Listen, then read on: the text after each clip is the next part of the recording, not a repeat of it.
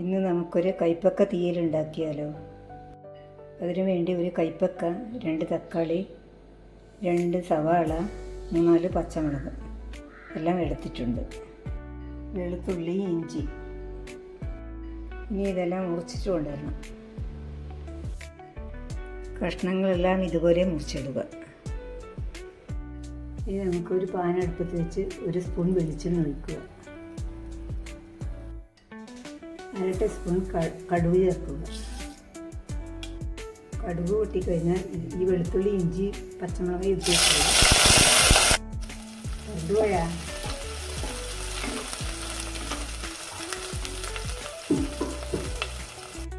അതിന് സവാള ചേർക്കാം.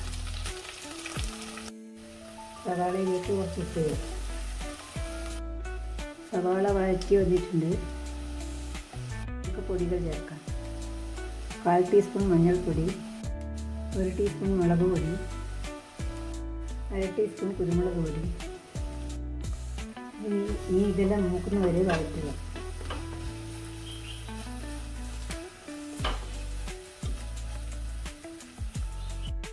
ഒരു ടീസ്പൂൺ മല്ലിപ്പൊടിയും ചേർക്കണം. ഞാൻ നേരത്തെ വിട്ടുപോയിട്ടാണ്. ഇനി നമുക്ക് കൈപ്പക്ക ഇതിലേക്ക് ഇടാം. കൈപ്പക്ക ഇതിലിട്ടിട്ട് മുരിഞ്ഞ് വരണം.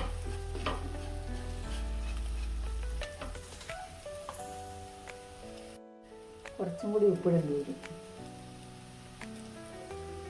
ഒരു 5 മിനിറ്റ് അടച്ചു വെക്കുക.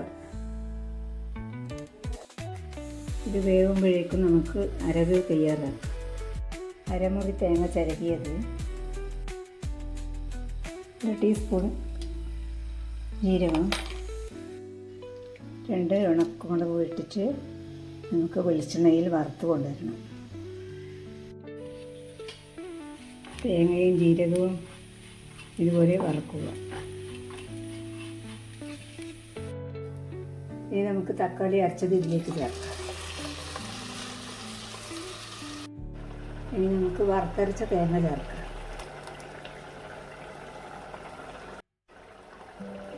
കുറച്ചുകൂടി വെള്ളം ഒഴിച്ചിട്ട് ചേർക്കാം.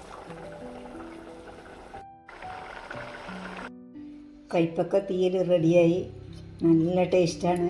ചപ്പാത്തീൻ്റെ കൂടെയും ചോറിൻ്റെ കൂടെയും ദോശേൻ്റെ കൂടെയും എല്ലാം കഴിക്കാൻ നല്ലതാണ്. കയ്പ്പൊന്നുമില്ല, കയ്പ്പെല്ലാം പോയിട്ടേ ഉള്ളത്. നിങ്ങളും ഉണ്ടാക്കി നോക്കിയിട്ട് അഭിപ്രായം പറയണേ.